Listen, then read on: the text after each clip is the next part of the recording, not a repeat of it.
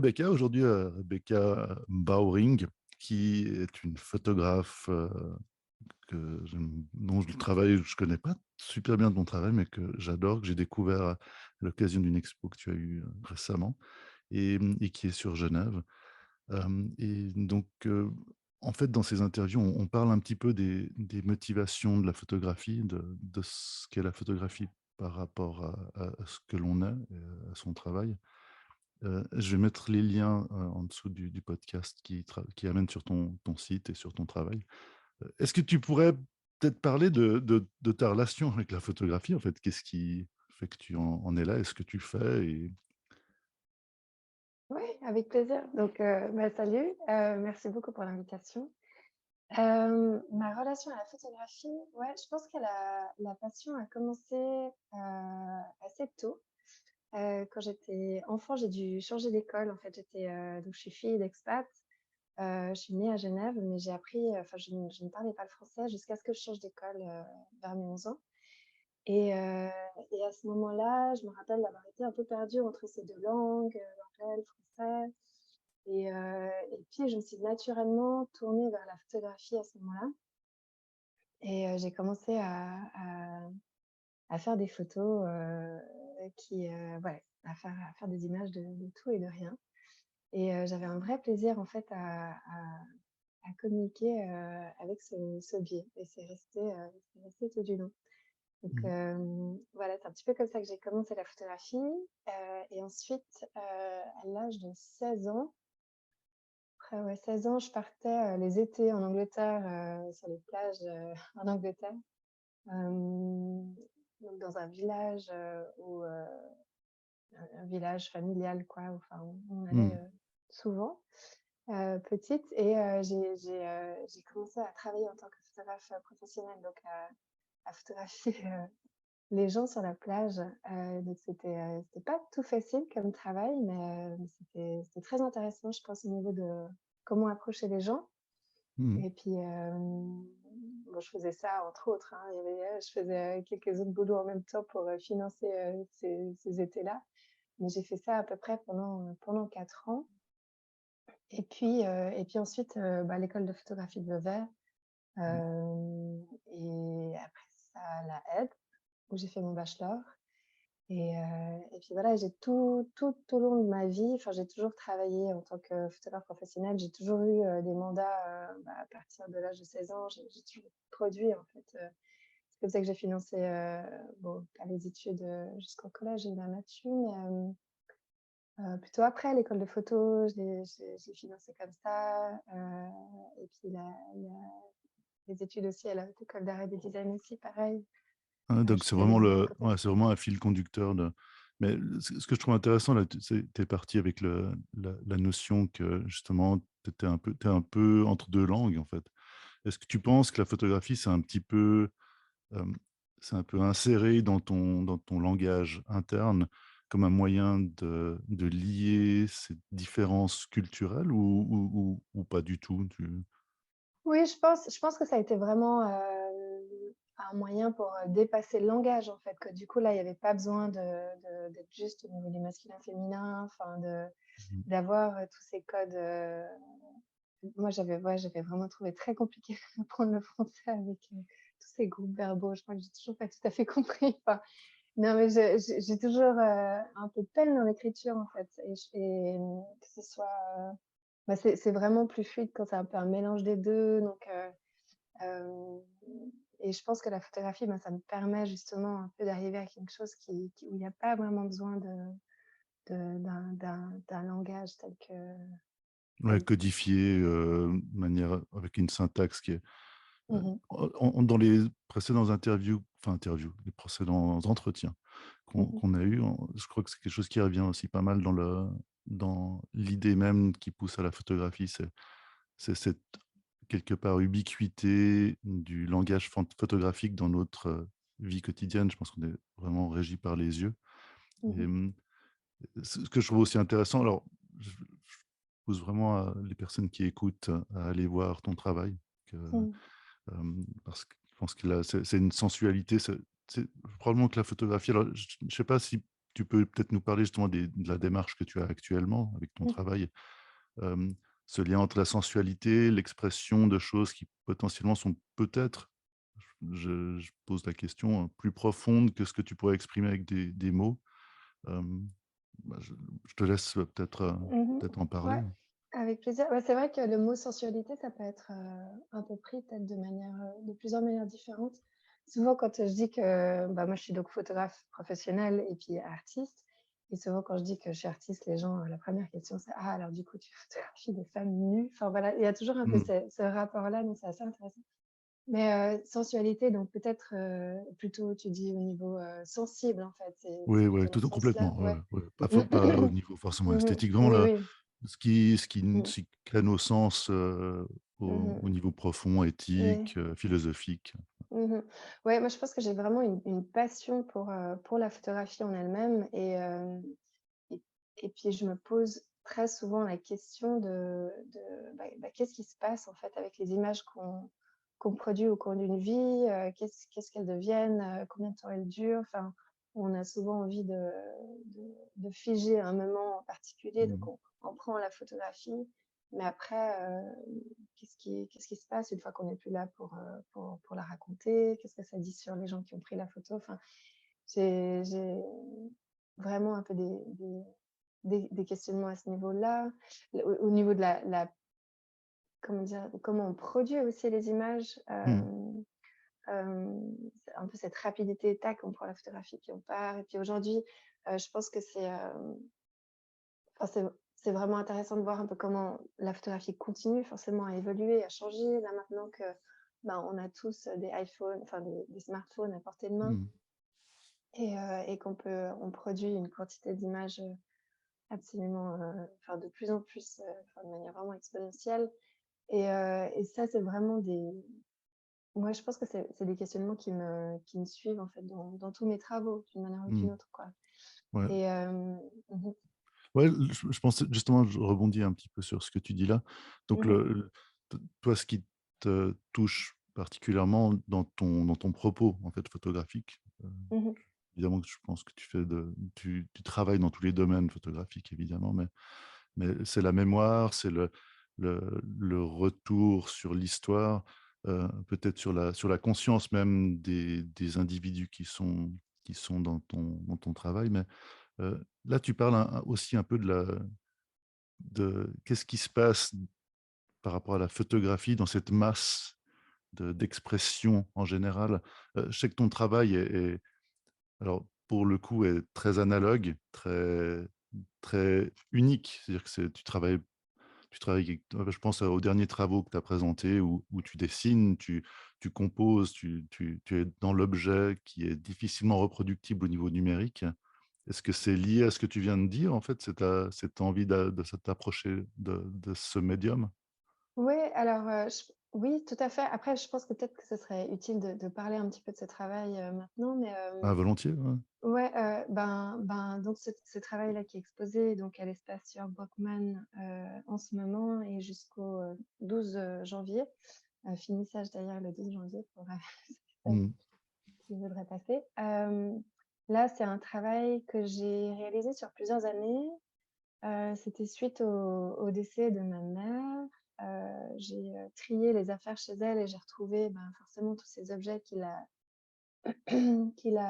constituaient son intérieur et qui la représentaient d'une manière ou d'une autre et bah, forcément toutes les photographies d'elle, que j'ai trouvées, enfin comme on a tous et Mmh. toutes, et ensuite j'ai trouvé un peu ces petits napperons en papier qu'elle utilisait pour recevoir les gens, sur lesquels elle mettait, des tasses de thé ou des petits gâteaux, des choses comme ça.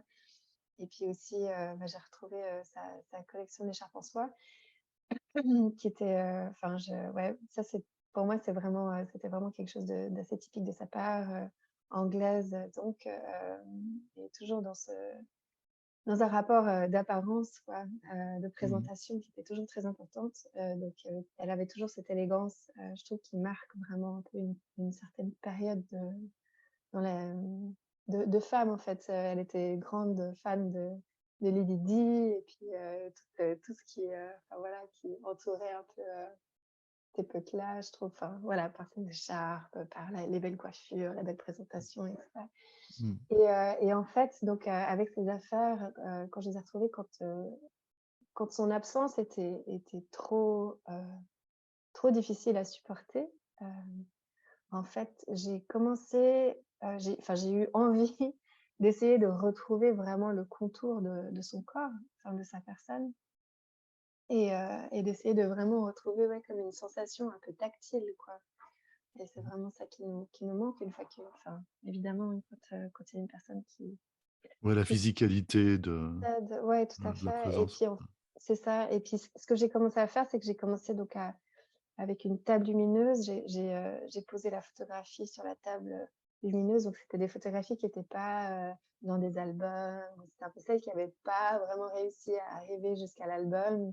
Des images un peu de moments un peu inattendus, un peu surprenantes. Je pense vraiment dans lesquels on peut tous se retrouver. Mmh. Hem et puis ensuite j'ai posé le napperon au papier par-dessus. Puis en fait, à l'aide de mon crayon gris, j'essayais de vraiment essayer de la retrouver, quoi, enfin de suivre vraiment les contours, de sa personne à travers utiliser les photographies d'elle. Et ouais, ça me permettait, pendant un temps donné de juste un peu, enfin ça calmait en fait ces émotions, Ouais, trop vives, quoi. ouais. Et puis petit à petit, en fait, j'avais un peu produit, énormément de dessins sur ces napperons. Et puis, je crois que c'était, quelque temps plus tard où j'étais un peu je me suis retrouvée, face à tout ça. Bah, c'était pendant le confinement, en fait, où pour moi, Mmh. c'était une période, extraordinaire, vraiment un peu de résidence artistique où tous les mandats se sont arrêtés. Mmh. Et puis j'ai pu vraiment me plonger, dans mon travail à fond. Et puis là, j'ai eu envie d'en faire quelque chose, en fait. Et j'ai pris ces petits napperons papier sur lesquels j'avais dessiné, sa personne et je les ai épinglés, sur, sa collection, d'écharpes en soie. Enfin donc, à chaque fois un dessin avec, une écharpe. Et puis j'ai refotographié, en fait, ces napperons sur les écharpes comme, enfin, pour moi, ça marque, un moment que j'ai passé avec elle, comme si c'était une forme de photographie familiale, en fait, Ouais. c'est un moment qu'on a envie de garder en mémoire et donc on le photographie. Donc pour moi, c'était important de revenir à la photographie une fois que j'avais dessiné, une fois que j'avais, épinglé Épinglé. ces napperons. Bah, c'était important, ouais, de revenir au format photographique. Et Quelque chose qu'on ressent bien, enfin, le ouais, ouais, ouais. quand on voit l'œuvre. Ouais. Mmh. Et puis j'ai utilisé une lumière, flash, mais vraiment un peu tout doux comme ça, puis l'écharpe derrière, elle prend des volumes, enfin c'est, hem, ouais, enfin ça il y a vraiment un peu ce rapport, de matérialité, quoi, Mmh. à l'image, quoi. Et puis tout ça, bah, j'ai encadré, avec, ce qu'on appelle un encadrement, il me semble, à l'anglaise où, c'est un scotch, en fait, autour, donc il y a un passe-partout sur l'image, donc qui crée, une certaine épaisseur avec, heu, avec le dessin. Et puis ensuite, ce scotch autour qui, pour moi, rappelle un peu justement ces photographies d'époque de famille où on mettait le scotch autour, on faisait des choses un peu soi-même, un peu maison. Mmh. Et avec lequel, ben, on apporte beaucoup d'attention et de détails, quoi. Ouais, je recommande vraiment enfin, pour ceux qui écoutent, évidemment que Mmh. le podcast sera sorti, mais donc ça va être tout bientôt, donc il restera à peu près un mois pour aller voir, un petit peu moins quand même, pour aller voir ton expo actuelle, mais je pense qu'elle va repasser, aussi, donc effectivement, moi, ce que je trouve super intéressant par rapport à, c'est le partage que tu fais d'un travail qui est relativement intime, même très Mmh. intime. Je pense que ça parle aussi on a tous quelque part on se retrouve tous avec ces émotions-là, qui sont Mmh souvent mh. difficiles à exprimer autrement. Je pense que là, la photographie et surtout dans ton approche très physique, très concrète, je sais pas si c'est le bon terme, l'objet. Mmh. Tu poses des objets tu crées des objets, mais qui ont une continuité réelle, physique, directe. Je pense que ça, c'est vraiment pour moi, quelque chose de la photographie qui revient vraiment à l'avant-plan aussi. Je pense Mmh mh. aux nouvelles générations aussi, Mmh. aux jeunes qui font de plus en plus de films. Mmh mh. Heu je pense que il y a ce besoin peut-être aussi d'exprimer un peu ce qu'on a à l'intérieur et de montrer de le partager à d'autres et d'entrer dans des Mmh. dialogues, Mmh mh. pas forcément verbaux, mais je sais Et pas ce que tu penses de la pratique actuelle aussi avec le film ou le retour du film, le retour de l'objet photographique, mmh non bah, numérique? moi, je suis ravie. Je suis ravie parce que j'ai l'impression que, bah, j'ai toujours traité, de ces questions-là, à l'école déjà et puis j'avais l'impression d'être un peu toujours en dissonance avec, ce qui se pratiquait à l'époque, c'est-à-dire la photographie documentaire, politique, enfin c'était, et puis j'avais l'impression de pas trop, trouver ma place là-dedans et ben, aujourd'hui le fait que le fait que ça revienne un peu, au devant de la scène, moi je suis vraiment ravie. Bah, là, il y a plus de 10 ans, là, j'avais exposé, enfin non, ouais, j'avais réalisé le travail ouais, ça fait un petit peu moins de 10 ans, mais j'avais réalisé un travail sur des feuilles d'arbres, en fait. J'avais trouvé au Mmh. puce des négatifs, d'amateurs, et puis je les ai agrandis en labo, je les ai posés sur des feuilles, d'arbres que j'ai laissées au soleil pendant un mois et demi. Puis après, il y avait l'image qui s'imprimait naturellement sur la feuille Mmh. et puis du coup, moi, j'avais fait, tout un travail là-dessus. C'était exposé au Centre de la photographie à Genève. Mais c'est un travail qui avait de la peine, à avancer tout seul. Peut-être qu'il me manquait un peu de confiance aussi à ce moment-là où j'ai pas vraiment osé, enfin, j'ai reçu un peu quelques refus, puis j'ai pas su, rebondir ou je sais Mmh. pas, je me suis sentie vraiment assez seule à ce moment-là et là, aujourd'hui, enfin, j'ai l'impression qu'il y a tellement de gens qui font ça, enfin, c'est assez drôle, du coup, Ouais, ça revient et puis c'est intéressant donc moi, je suis vraiment contente ouais. que Mais je de pense effectivement, il questionner y a cette ouais. matérialité. Mmh mh. Je pense que tu fais aussi partie de ton travail. Je pousse vraiment les gens à aller voir ce que tu fais. Mmh. Il y a une je dirais pas le terme avant-garde est pas avant-garde, mais je pense que quand on s'intéresse, comme tu le fais, de manière assez pointue, on a toujours un petit peu d'avance sur les mouvances, générales. Donc, ça semble logique aussi que enfin, je le dis d'un Mmh. point de vue, assez concret. Ouais, Donc voilà, mais, bah, je te remercie beaucoup. À nouveau, j'essaie toujours de limiter à 15 minutes, donc c'est ça un fait petit peu déjà court 15 parfois. minutes. Ouais, ça fait un 15 minutes.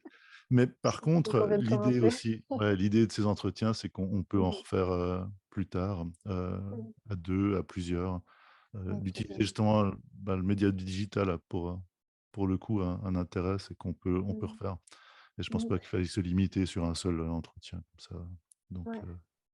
Est-ce que je peux peut-être juste ouais. ajouter Bah, bien sûr, qu'en hein. ce moment, on peut aussi voir, donc pour ceux et celles qui pourront peut-être pas voir l'expo, à l'espace Workman, il y a aussi en ce moment au FMAC, au Fonds municipal Mmh. d'art contemporain, dans l'écoquartier de la Jonction, on avait remis, avant-hier soir, donc c'est les acquisitions 2021 et là, il y a une série que j'avais réalisée, pour Electron Festival qui avait dû, revoir sa manière de faire leur festival et ils nous avaient mandaté, on était 5 photographes.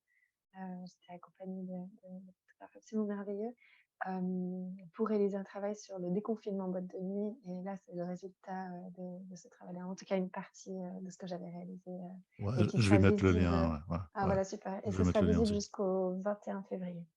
Voilà. Ouais, génial. Puis, ouais, peut-être ce sera aussi l'occasion dans un prochain entretien Ah de avec peut-être plaisir. parler un peu de ça aussi, Mmh mh. Ouais, ouais, mais avec voilà. grand plaisir. Mmh mh. Bah, je te remercie beaucoup Bah, merci à toi, et à tout c'était bientôt. super. Oui, salut.